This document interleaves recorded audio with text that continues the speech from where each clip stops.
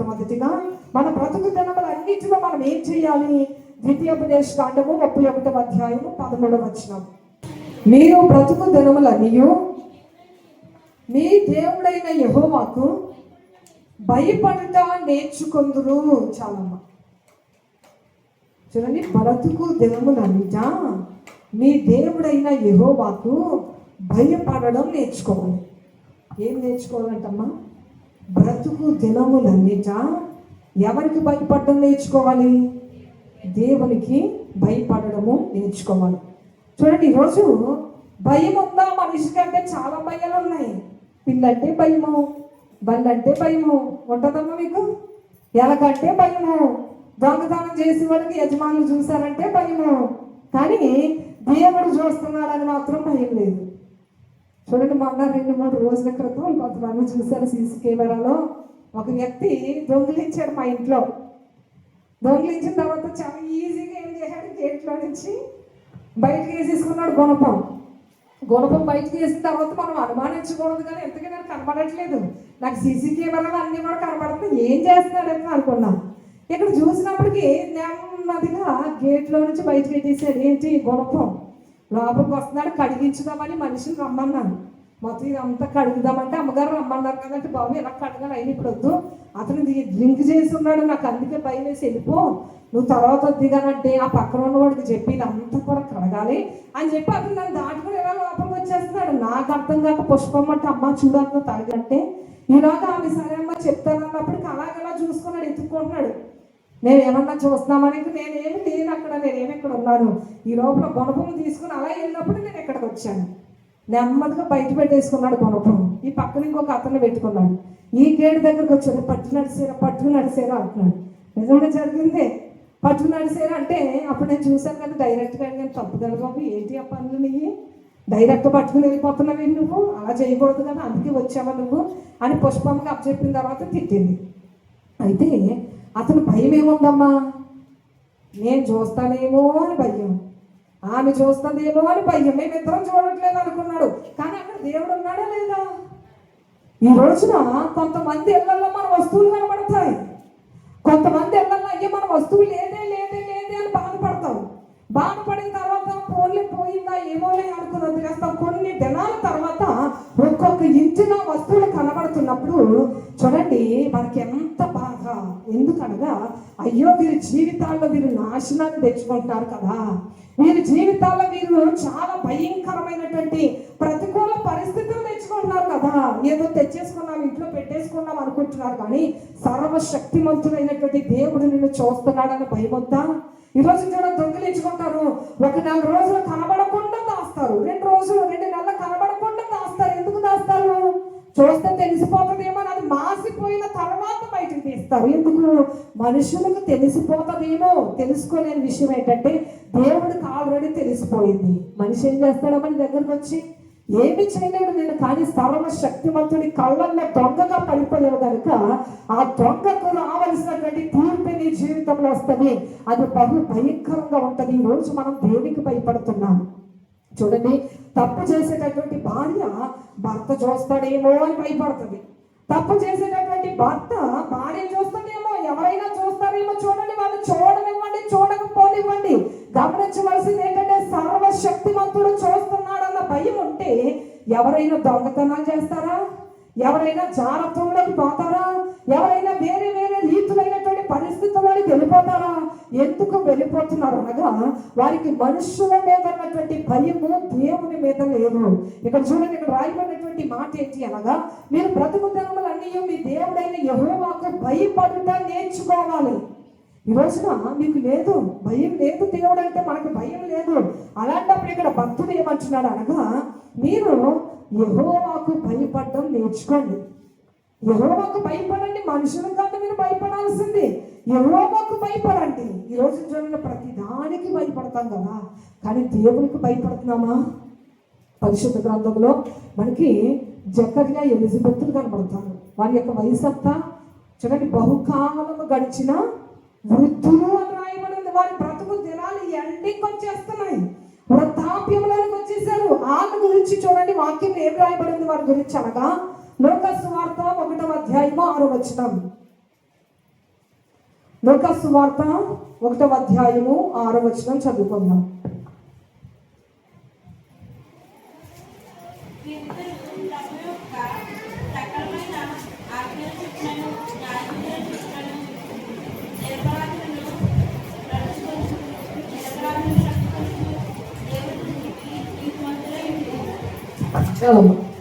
మళ్ళీ చదువమ్మా. లూకా సువార్త 1వ అధ్యాయం 6వ వచనం.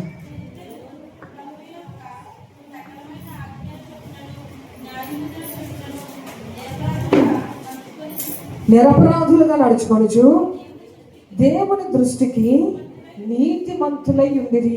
చాలమ్మా. మీరు ప్రభు యొక్క సకలమైన ఆజ్ఞల చొప్పున, న్యాయ విధుల చొప్పున నిరపరాధులుగా నడుచుకుంటూ దేవుని దృష్టికి నీతిమంతులై ఉన్నారంట. ఎందుకు అంత బహు జాగ్రత్తగా ఎందుకు బ్రతుకుతున్నారు వీళ్ళు? సకలమైన ఆజ్ఞల చొప్పున, న్యాయ విధుల చొప్పున ఎందుకు దేవుని ఎదుట కరెక్ట్గా ఉండాలనుకుంటున్నారు అనగా, వారికి దేవుడు అంటే భయం కనుక. చూడండి, వారికి దేవుడు అంటే భయము. ఏం చేశాడు? మీ జీవితంలో ఇంత భక్తి కలిగి ఉన్నారు కదా, ఇంత భయం కలిగి ఉన్నారు కదా అంటే, నేను గొడ్రాలిగా ఉన్నానంటాను ఆవిడ. అయినప్పటికీ కూడా దేవుడిచ్చిన ఆజ్ఞలను తూచ తప్పకుండా పాటించారు. భార్య భర్తలు ఇద్దరు కూడా ఎప్పటి వరకు? వృద్ధులైపోయే వరకు కూడా. చూడండి, వృద్ధాప్యంలో దేవాది దేవుడు వారిని చూశాడు, వారికి శ్రేష్టమైనటువంటి బిడ్డనిచ్చాడు. అయితే ఇక్కడ ఎలిజబెత్ అమ్మాయి యొక్క జకర్యా వీళ్ళు మనకి ఎలా కనబడుతున్నారంటే, దేవుడు అంటే భయము భక్తి కలిగిన వారిగా మనకి కనబడుతున్నారు. చూడండి, వృద్ధాప్యంలో కూడా దేవుడు అంటే భయము కనుక దేవుని ఎదుట నిరపరాధులుగా ఉండాలి. దేవుని ఎదుట మనం దోషులుగా కనబడకూడదు. మనుషులు మనల్ని ఏమనుకున్నా పర్వాలేదు, కానీ దేవుని దగ్గర మాత్రం మనం తప్పైన మనుషులుగా మనం ఉండకూడదని చెప్పి వారు సకలమైనటువంటి న్యాయ విధుల చొప్పున, దేవుడిచ్చినటువంటి సమస్తమైనటువంటి ఆజ్ఞల చొప్పున దేవుని ఎదుట నిరపరాధులుగా ఉంటూనే ఉన్నారంట వృద్ధాప్యం వరకు కూడా. చూడండి, ఇంకా భక్తిపరుడైనటువంటి దావీదు అంటున్న మాట ఏంటి అనగా, కీర్తన గ్రంథము 34వ అధ్యాయము 11వ వచనం.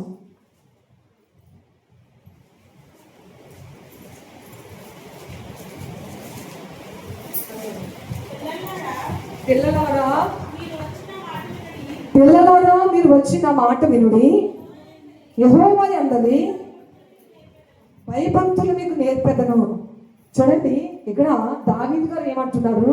పిల్లలారా మీరు నా యొద్దకు వచ్చి నేర్చుకోండి, నా మాట వినండి. ఎందుకంటే నేను బ్రతుకుతున్న అన్నిటిలో కూడా నేను తెలుసుకున్నది ఏంటో తెలుసా? యెహోవా యందు భయభక్తులు మెయిన్గా ఉండాలి. ఇదిగో నేను భక్తి చేశాను, నేను దేవుడికి ఆరాధన మానలేదు, ప్రార్థన మానలేదు, విజ్ఞాపన మానలేదు, దేవుడి కొరకు మందిరం కట్టాలనుకున్నాను, దేవుడు అంటే ప్రేమ కలిగి ఉన్నాను అనుకున్నాను. కానీ ఒక టైంలో నేను ఒక ఆమె విషయంలో పడిపోయాను. ఎందుకు అనగా భయం తగ్గిపోయింది కనుక.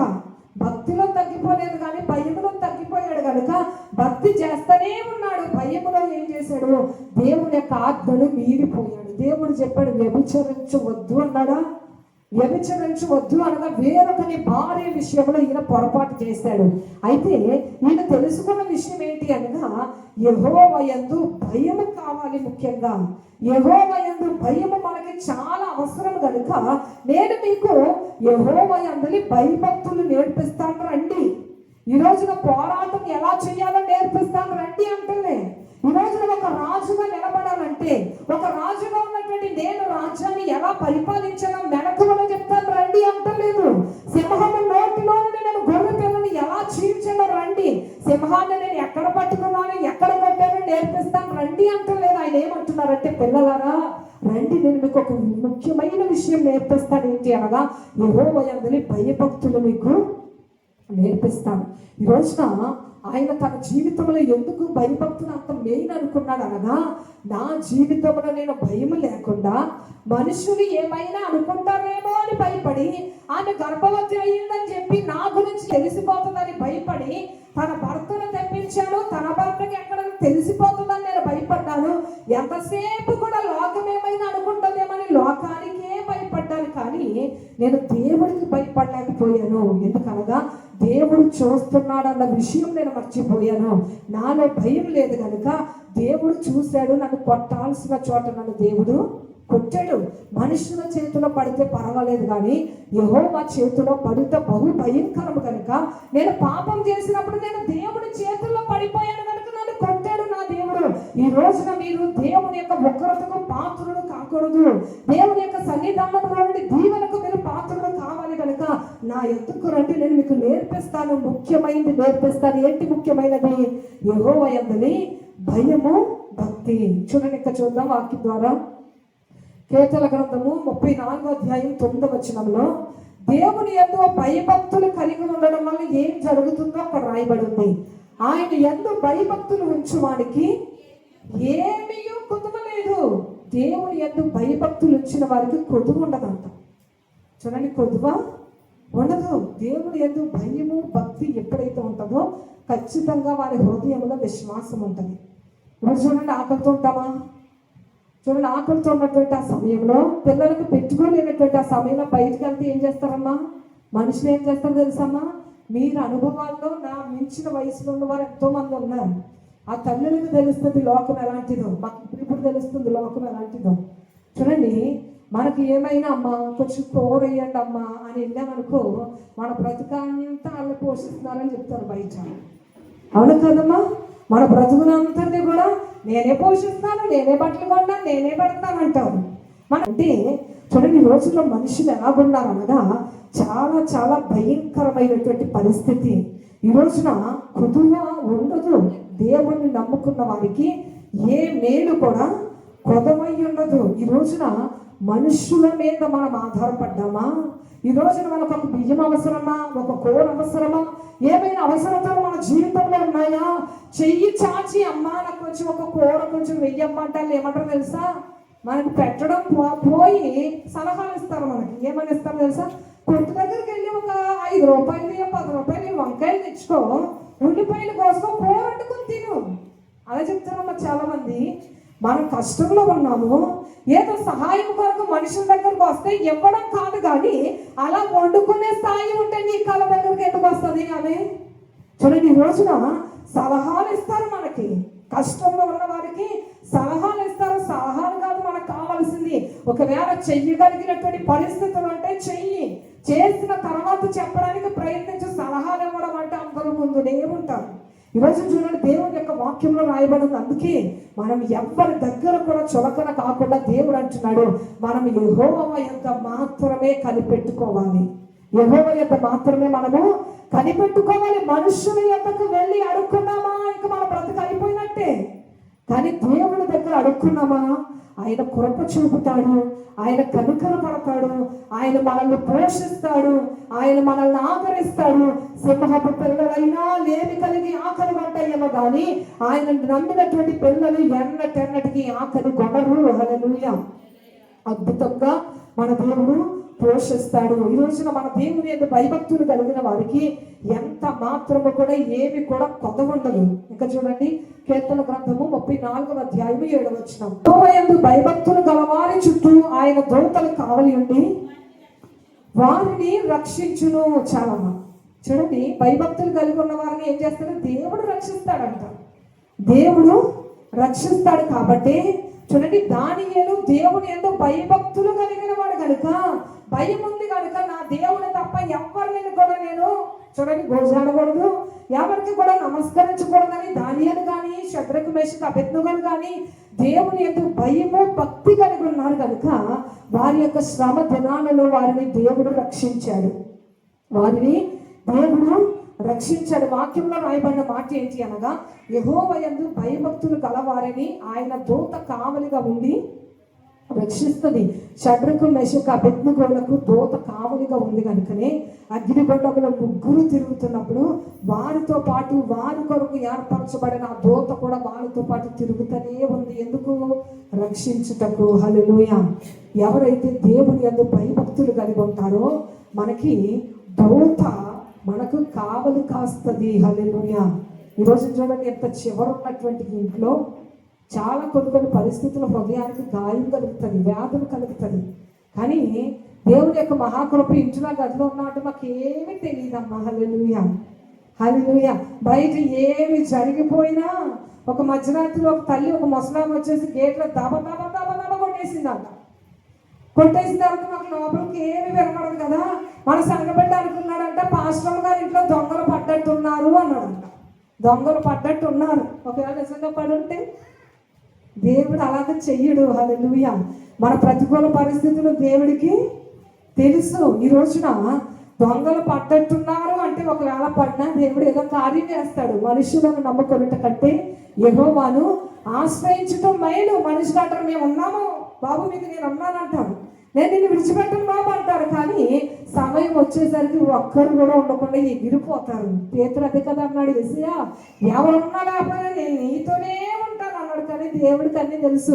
నువ్వు మారు, నేను ఎవరో తెలియనని బొంకిపోతావు పేతురు అన్నాడు. అంటే నేను అలా చేయను అన్నాడు. కానీ పోయాడు లేదా? మనిషి స్వభావము అదే. ఈరోజు చూడండి, దేవుని ఎంతో భయభక్తులు కలిగి ఉండాలి. ఈ రోజున భయము భక్తి, ఈ రోజున బ్రతుకు దినములన్నిటిలో కూడా నీవు ఈ భయభక్తులను కనుక నీవు ఏర్పరచుకుంటే నీ బ్రతుకులో కొదువు ఉండదు. నీ జీవితంలో దేవుడు నిన్ను రక్షిస్తూనే ఉంటాడు.